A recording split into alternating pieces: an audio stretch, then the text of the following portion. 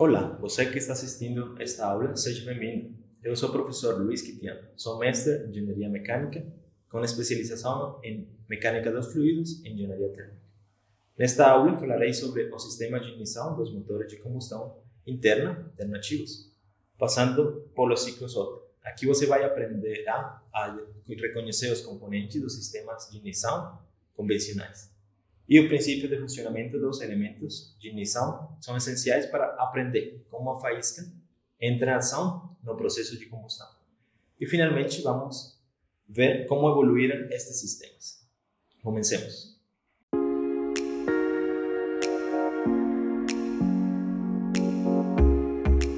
Perfeito. Vamos então começar esta videoaula com o estudo dos sistemas de ignição nos motores de combustão interna.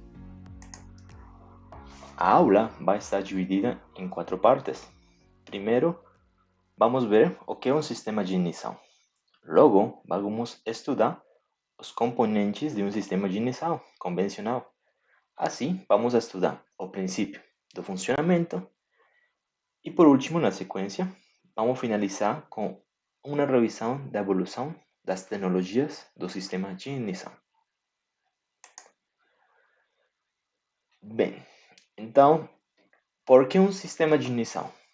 Todos os motores de combustão interna precisam de ignição. Como é possível criar uma faísca?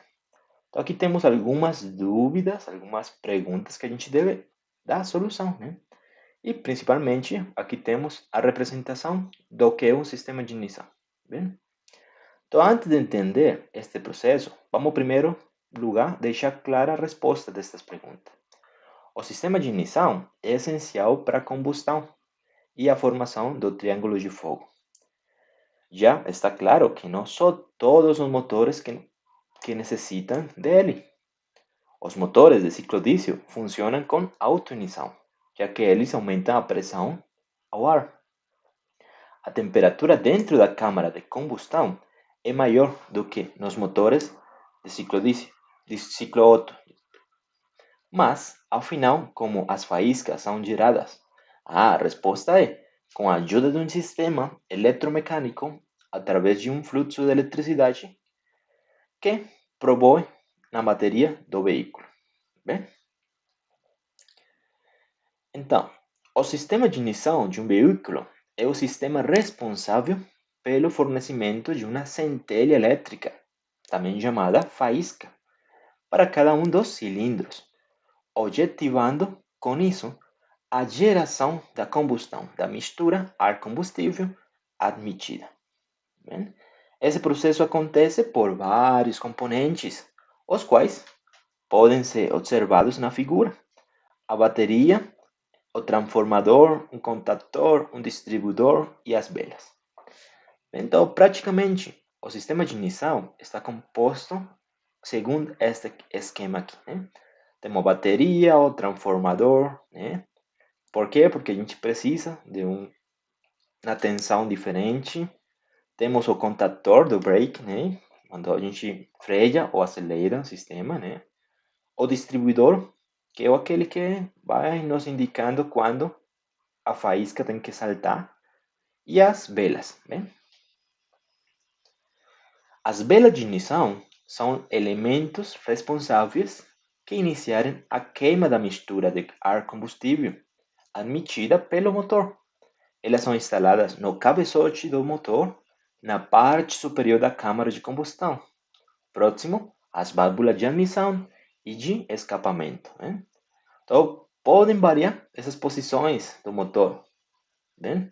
Por quê? Porque temos diferentes configurações, diferentes fabricantes de motores. Né? A posição das velas é um aspecto muito importante para que a combustão seja eficiente. Então, para quem não conhece uma vela, aqui temos uma vela normal, né? A vela também tem suas partes, né? Então, por exemplo, temos o eletrodo central, o eletrodo de massa, né? Temos o vedador, a carcaça dele, né? Temos a parte isolante, que é feito de cerâmica, e temos o pino, o terminal. Então, a gente vai conectar aqui ao distribuidor, bem? Então, para que a geração da faísca na vela de injeção, é necessária uma tensão de 5 kV a 20 kV, né? Aproximadamente, dependendo do motor, do seu estado e da sua condição de funcionamento. Esse valor é bem superior aos 12 volts que a gente conhece, né? Disponibilizados pela bateria de ácido existente no veículo, não é? Pois bem, a vela é encarregada de gerar faísca e para isso conta com outros componentes que a gente explicou, né? Entre eles, o eletrodo central, onde se gera faísca, o eletrodo de massa, que é o vedador, a carcaça, bem, um isolamento térmico, que a gente falou também, a gente viu lá, geralmente de cerâmica, e finalmente temos o pino terminal, né? Que é o conector ao cabo do distribuidor, né? Como a gente observou na figura anterior. Né? Então, como foi dito anteriormente, a vela encontra-se geralmente em meio das válvulas de admissão e de escape do motor de combustão interna, né? E sua localização depende do tipo do motor e do fabricante. Geralmente, cada ano, muitas pessoas pesquisam onde a posição dessa vela é mais eficiente no motor e, por conseguinte, tem muitas diferentes configurações que, ano tras ano, foram feitas, né? Atualmente, o mais comum é que ela fique no meio da válvula de emissão e válvula de fechamento. Né? O primeiro sistema de ignição da história a ser criado era basado em bobina de ignição centralizada, platinado, distribuidor e cachimbo, né? E um cachimbo. Mas ao longo dos anos, diferentes sistemas de ignição foram desenvolvidos, verdade? Todos baseados na bobina de ignição. Assim, primeiramente, você vai aprender o sistema convencional de ignição dos motores de combustão interna, do ciclo Otto, né?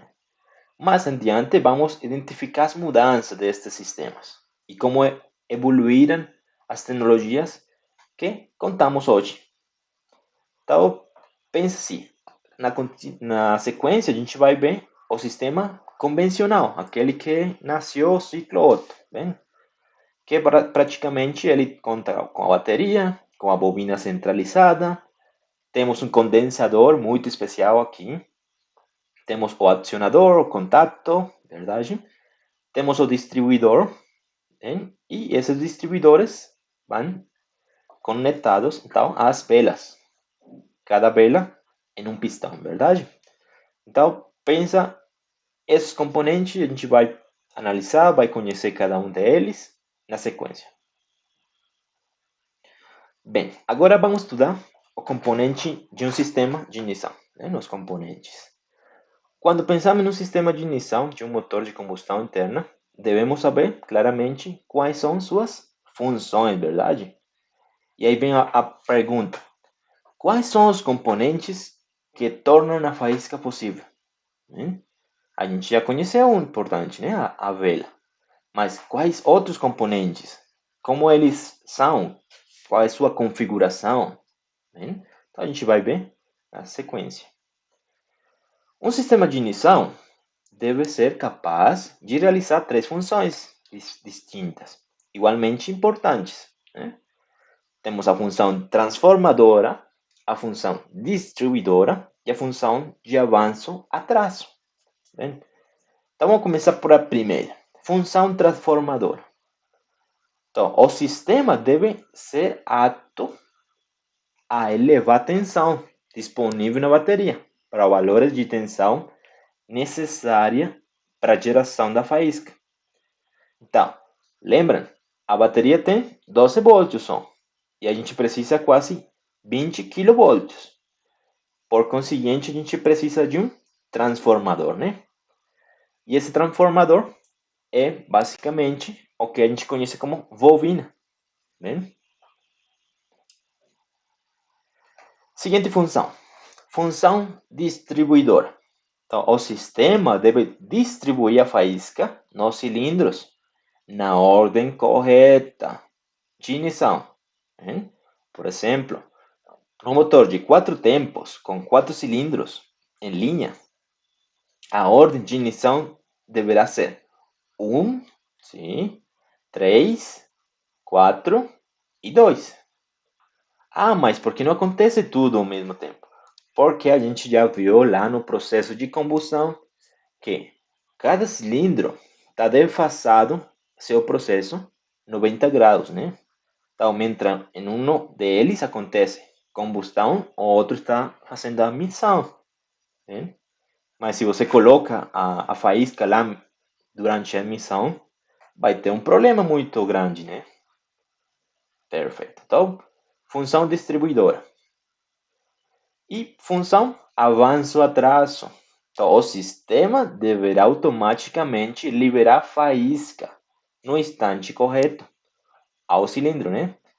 Compatível com o estabelecido no desenvolvimento do motor. Então, a gente precisa de uma função que dê o atraso e o avanço da faísca, né? Em que momento, tipo, a faísca do cilindro 1 tem que saltar, ou a faísca do cilindro 3, ou a número 4, né? Portanto, a gente tem um distribuidor que se encarga dessa função, né? Bem, então a gente tem aqui um sistema, novamente como a gente olhou lá atrás, temos a bateria, a bobina, o distribuidor e as velas, né? Então, praticamente aqui temos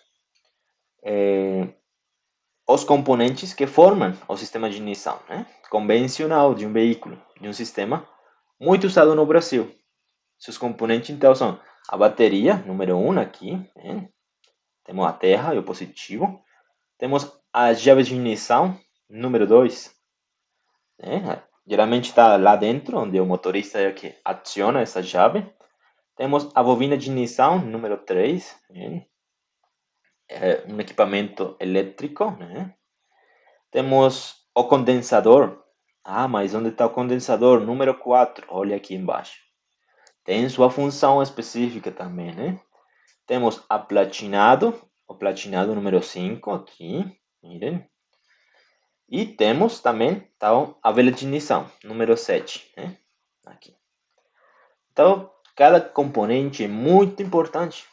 Então, se a gente pensa no motor de combustão interna, que tem diferentes sistemas, então pensa que no sistema de ignição, cada um dos componentes é peça importante da mesma geração da ignição, da faísca. Bem? Bem, então, conforme mencionado anteriormente, é necessária uma tensão mínima de aproximadamente 5 kV, né? Na vela de ignição para a geração da faísca elétrica. Por isso, então, a gente precisa de uma bateria e de um transformador no sistema de ignição. Função transformadora, né? Então, a bobina de ignição eleva a tensão disponibilizada pela bateria para os níveis de tensão exigidos pelas velas de ignição, já apresentados, cujo funcionamento será descrito a seguir, né? Realizando assim a função transformadora apontada anteriormente, né? Então, a partir dessa tensão, pense assim, pela bobina de ignição, é necessário fazer que com ela possa ser disponibilizada para cada uma das velas de ignição instaladas no motor, né? Além disso, você executa a sequência de ignição previamente determinada no projeto, né? Ou seja, o funcionamento e operação do motor. E aí então a gente precisa então de um distribuidor, como a gente viu, né? E o distribuidor, que é o que faz? A função distribuidora, né? Então, o distribuidor é acoplado diretamente no comando das válvulas do motor, sendo alta tensão transmitida para as velas de ignição adequadamente, em função da rotação do motor, utilizando o cachimbo, né? Então, esses dois componentes são muito importantes para o sistema de ignição.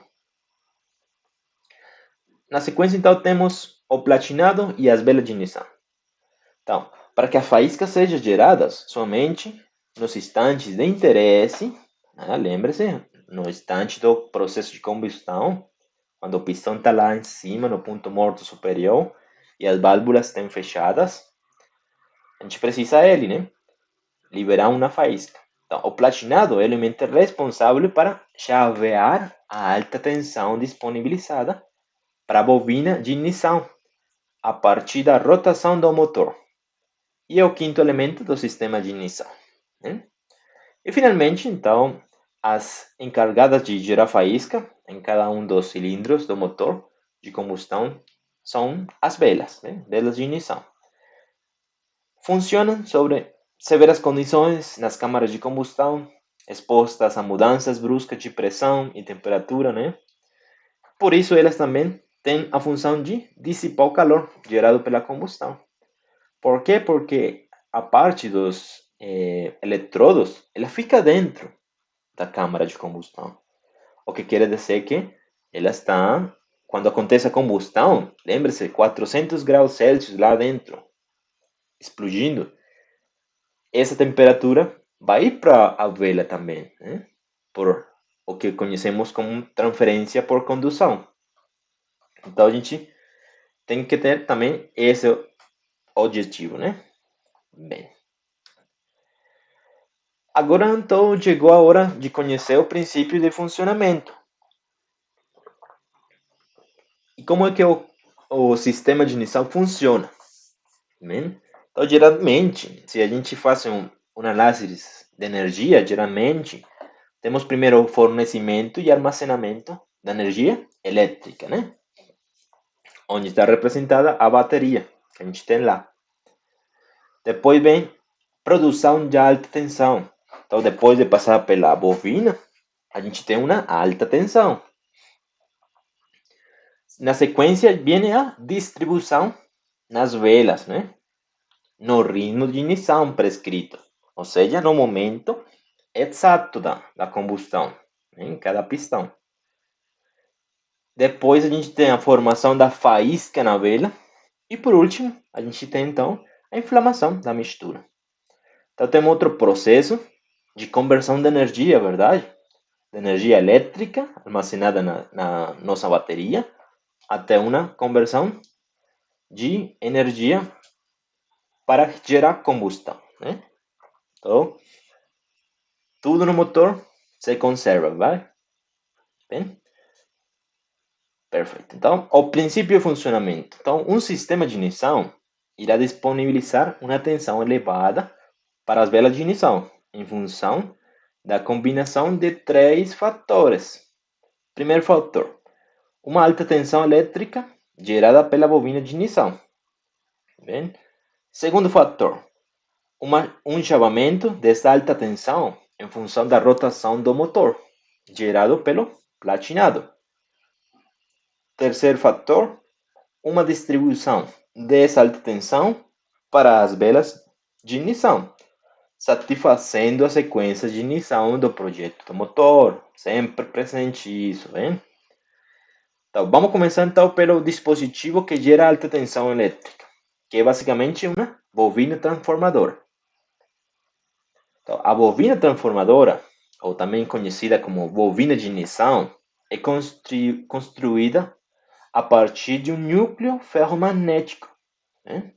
Envolto adequadamente por dois enrolamentos, chamados de enrolamento primário e secundário. Praticamente um enrolamento vai sendo um cabo de cobre, né? Lembre-se, qualquer tipo de bobina que você já tinha conhecido, pense nisso. Muito parecido, mas em dimensões diferentes, né? Depois, então, temos o transformador, né? Sendo o chaveamento para que a alta tensão seja administrada no momento certo. Então, o transformador de tensão é um elemento de circuito cujo funcionamento é baseado no efeito da indução eletromagnética, a partir da circulação da corrente elétrica por meio de um indutor, considerando como componente passivo do circuito, né? Então, aqui a gente tem uma representação do que acontece dentro do transformador, onde a gente tem o enrolamento primário e o secundário, né? E aí observamos eletricamente como os campos atuam, como a tensão se distribui no nosso sistema. Bem? Bem, então, a bobina de ignição, sob o aspecto construtivo, é exatamente igual a um transformador de tensão, do tipo elevador de tensão, atuando como enrolamento primário. Então, vamos definir os enrolamento primário e secundário. A seguir, na figura, a gente tem aqui, né? Um lado temos o enrolamento primário, no outro, o secundário, os quais estão no núcleo ferroso, né? Bem, então, o enrolamento primário, ou também chamado de indutor, esse aqui, o qual recebe energia proveniente de uma fonte de tensão externa. Tipicamente, uma fonte de tensão de tipo alterna. Né? Então, temos aí, e o enrolamento secundário, ou também chamado como indutor, né? É que recebe a indução eletromagnética gerada no enrolamento primário, cuja carga será conectada. Então, pensem assim, dentro da bobina, a gente tem o primário, que é o que está recebendo os 12 volts da bateria, né? Muitas vezes ele vem de um alternador, que aumenta a tensão, né? E nesse caso, então, o secundário é o que vai gerar a alta tensão, né? Para que seja transportada até a vela. Bem, então, o sistema de ignição é um mecanismo elétrico muito importante e complexo. Né? Explicar todo o seu princípio de funcionamento levaria muito tempo, porque a gente precisaria de conhecer alguns conceitos da eletricidade, do eletromagnetismo. Né? Então, aqui vamos simplificar o que acontece durante o salto da faísca nos sistemas de ignição. Né? Então, o gráfico aqui que a gente está mostrando ilustra então o funcionamento por completo de um sistema de ignição, das fases de armazenamento de energia. Então, se você analisa, aqui temos corrente em função do tempo, né? Fechamento do platinado. Então, a gente tem uma corrente aqui. Quando ele começa a passar pelo nosso circuito RL, e logo a gente tem um estabelecimento, né, no tempo. Geralmente temos uma resposta dinâmica até chegar a uma resposta estática, né? No momento que é abrido o platinado, olha como cai a corrente e começa a flutuação dela, né? Até entrar no que conhecemos como um circuito RLC, né? Perfeito. Então, de maneira súbita, no instante da abertura do platinado, também surge uma faísca elétrica em seus contatos, para evitar a ocorrência dessa faísca, que diminuirá não só a energia transferida à vela, mas também nossa vida útil dos componentes, a um capacitor, né? Também chamado como condensador, em paralelo com os terminais do platinado. E assim a gente evita o surgimento dessa faísca, obtendo assim um circuito equivalente RLC, em série, né? Na operação da descarga da energia. Então, geralmente, esse amortiguamento que está acontecendo aqui no nosso circuito é a geração dessa faísca. Então, para a gente evitar essa faísca antecipada, a gente coloca um condensador. Bem. O elemento final responsável pela liberação da faísca elétrica, como já comentado, é a vela de ignição. Ela converte toda a energia elétrica armazenada na bobina de ignição em forma de campo magnético, em uma faísca ou arco elétrico, em seus eletrodos, né? Na ponta enífera, aqui, né? Estamos os eletrodos. Bem. A deficiência necessária como gerador de arco elétrico, como a vela passa a ser um componente interno da câmara de combustão, como eu falei antes, né? Portanto, é necessário que sua estrutura seja capaz de suportar as elevadas temperaturas e pressões, as quais são atingidas no interior da câmara de combustão. Então, como a ponta emnífera da vela de ignição está projetada para dentro da câmara de combustão, a mesma estará sempre em contato com um ambiente de elevada temperatura e pressão. Sim? Bem. Então, o ciclo do motor inicia-se com a admissão, né, da mistura ar-combustível, passando para a etapa de compressão, de expansão e finalizando com uma expansão dos gases, né, o produto da combustão. No momento da combustão da mistura, a temperatura pode chegar a valores de 2.000 ou 3.000 graus Celsius e uma pressão de aproximadamente 50 quilogramos forças por centímetro quadrado. Então, no instante seguinte, ocorre a exaustão dos gases de escape, em alta temperatura também, né? E com a nova mistura injetada, a temperatura chega a 60 graus. E a pressão é reduzida até a pressão atmosférica. Então, as condições de fatiga térmica que a parte dos eletrodos da vela, que está lá na câmara de combustão, é muito forte. Pensem 4 ciclos por quase um segundo, né? Então, como a gente está observando aqui no gráfico, a gente tem as posições do pistão, né? Ponto morto inferior, ponto morto superior, para cada um dos processos. E a gente observa o pico de temperatura que tem dentro da câmara de combustão, né? E esse aqui acontece em cada um dos cilindros, em cada um dos processos, né?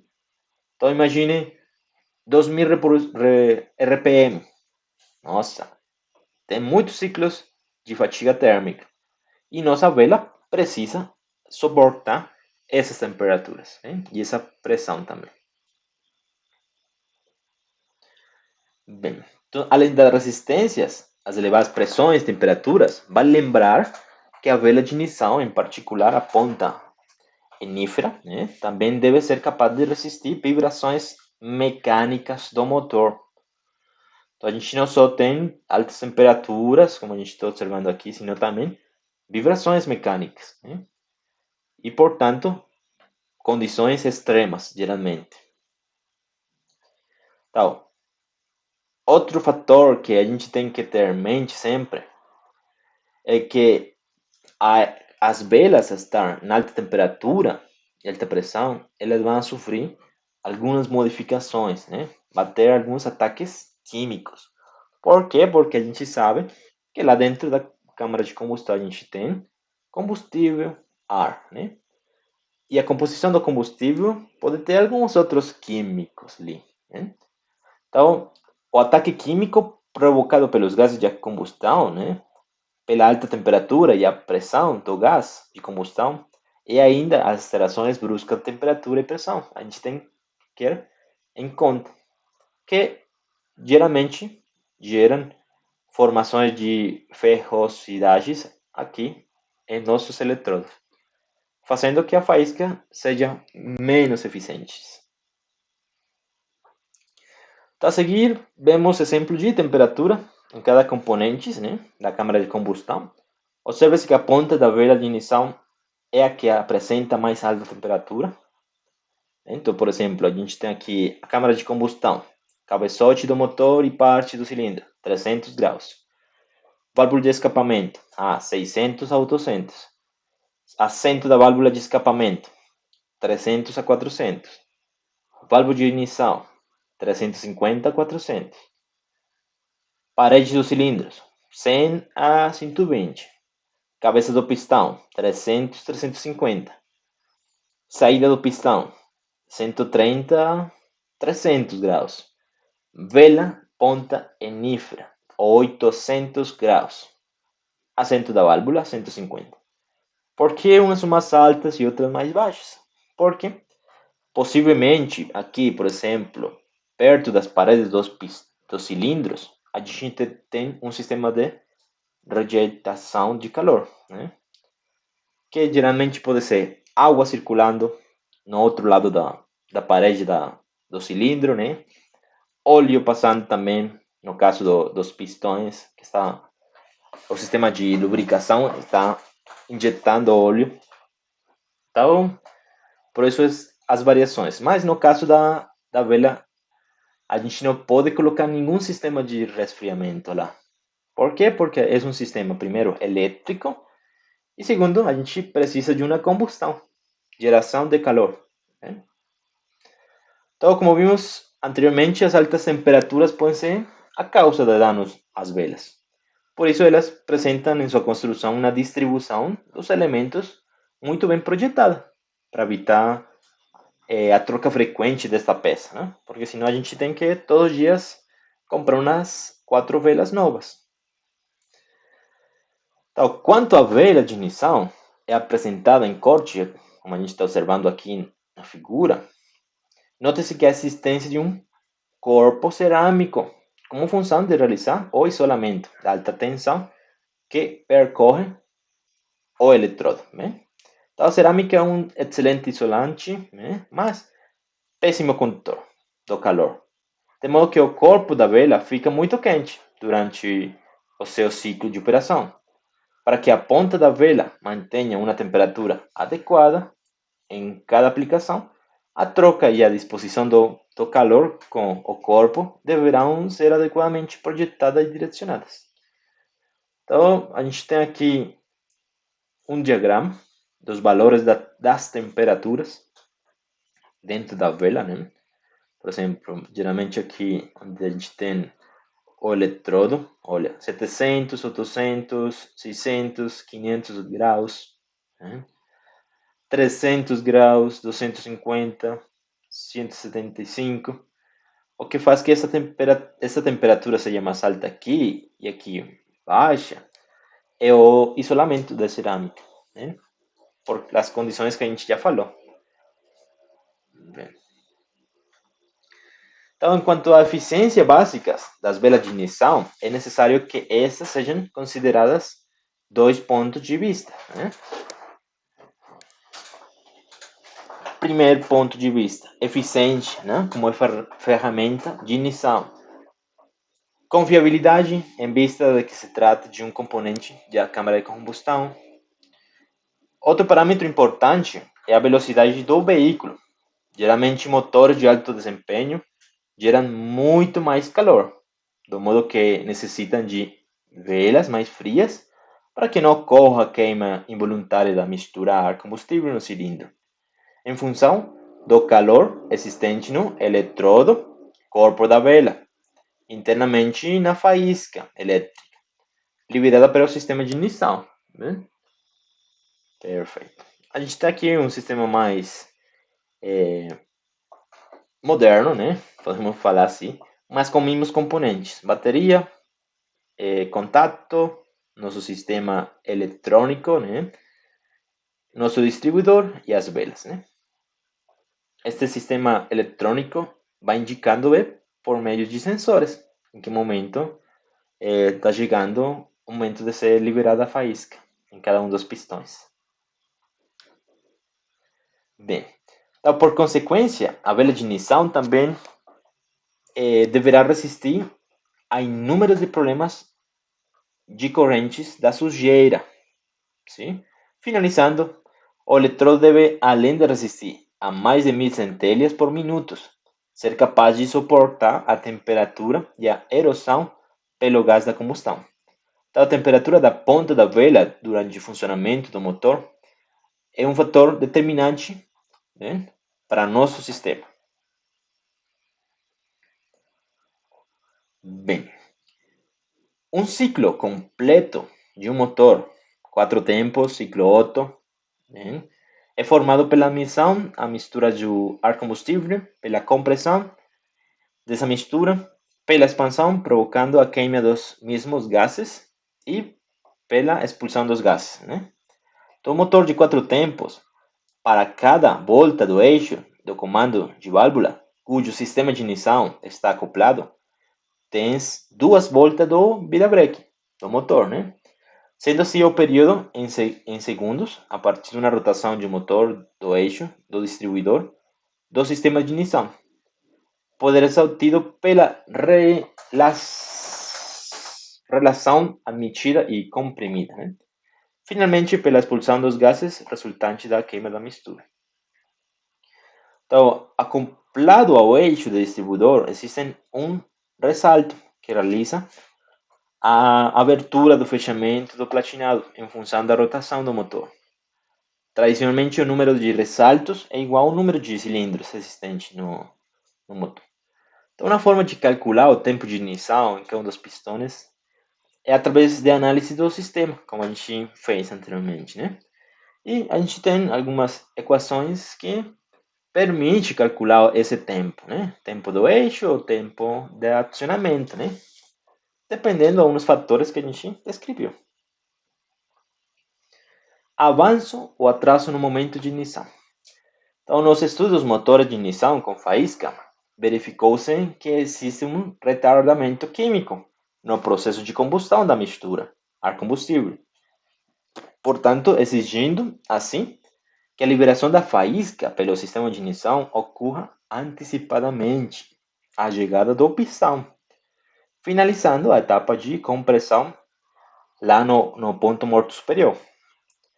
Então, essa antecipação permite que a combustão se processe por completo, né?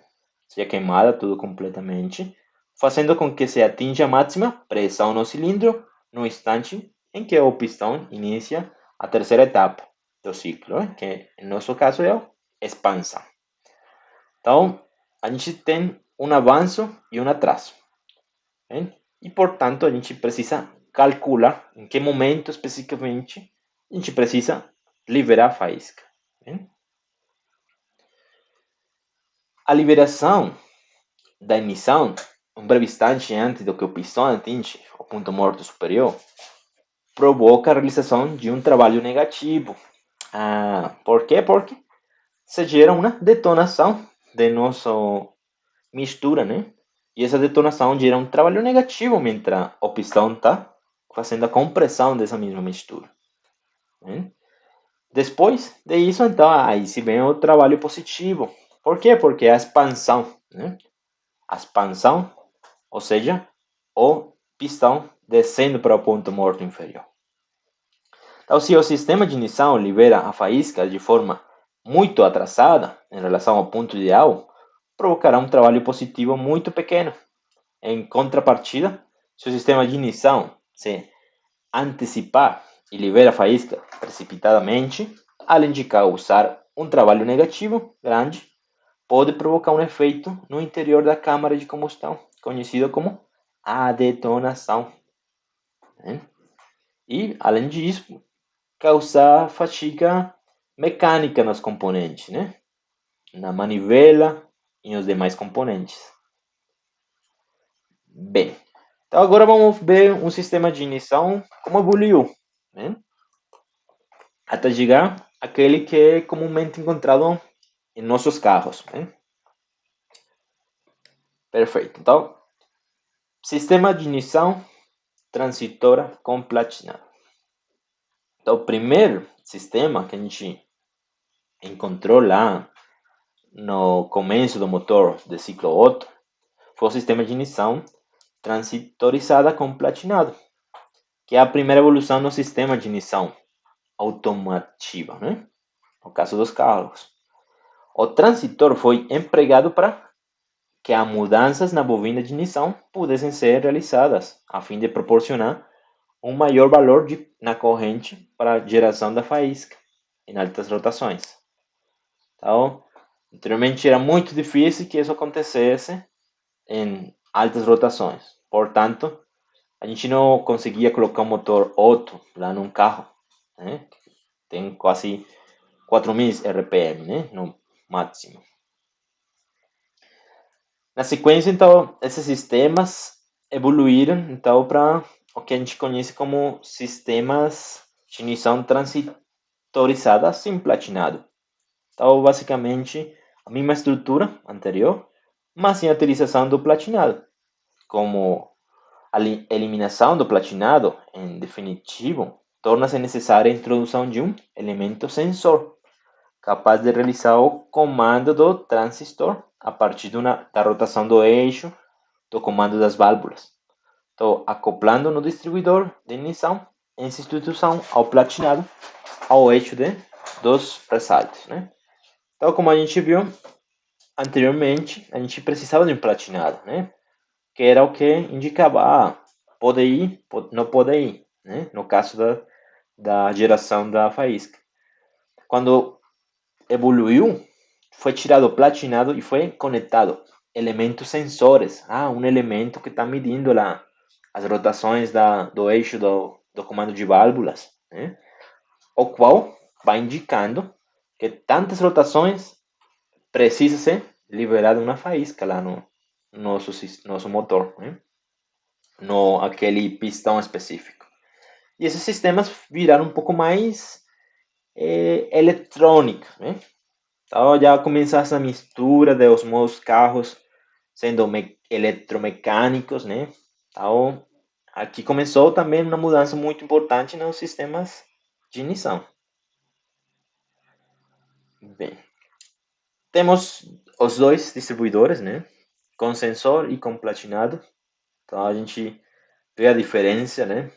Dos sistemas. Geralmente são muito compactos, sim, mas hoje em dia foi evolucionando mais ainda, né? E o que a gente conhece dessa mistura de tecnologia, né? Principalmente a eletrônica, está fazendo de que os carros sejam geralmente dirigidos pelos sensores, né? E a gente então evoluiu até ter o que a gente conhece como ignição eletrônica mapeada. Então, os modernos sistemas de gerenciamento eletrônico aplicados nos motores de ignição por faísca são capazes de controlar a exata mistura do ar combustível a ser fornecido ao motor, mas também determinar os instantes nos quais serão fornecidos o sistema de ignição. Então, o objetivo é atingir o desempenho desejado em termos de torque e de potência fornecida nas rodas, sem deixar de observar o requerimento de consumo e de emissão de poluentes. Então, quando a gente pensa em sistema de ignição eletrônica, a gente já tem muitos sistemas de forma controlados eletronicamente, através de sensores, né? E tudo isso para, primeiramente, como a gente falou, gerar a potência desejada, né? Além de controlar outros sistemas como o consumo, a quantidade de emissão de gases, né? Elevar a vida útil do motor e das diferentes peças, né? Então, nos sistemas atuais de ignição mapeada dos motores de ignição por faísca, os elevados valores de tensão nas velas continuam. Temos a mesma coisa. Todos os componentes principais, bateria, transformador, né? Vela de ignição, seguem sendo os mesmos. Só que já a gente tem um esquema um pouco diferente, né? Temos aqui uma parte eletrônica, né? Temos o módulo de ignição, que o módulo é o que faz o negócio de controle com o sensor da rotação lá no eixo das válvulas, indicando-lhe aqui as velas quando elas devem liberar a faísca, né? Perfeito.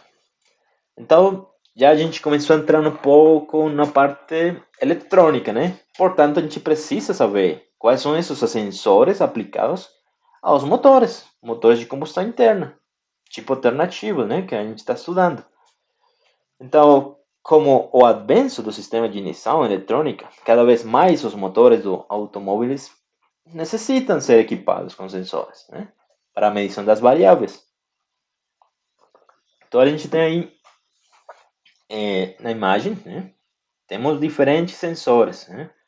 Olha, por aqui temos uma sonda de diagnóstico depois do catalisador. Sistema de exaustão.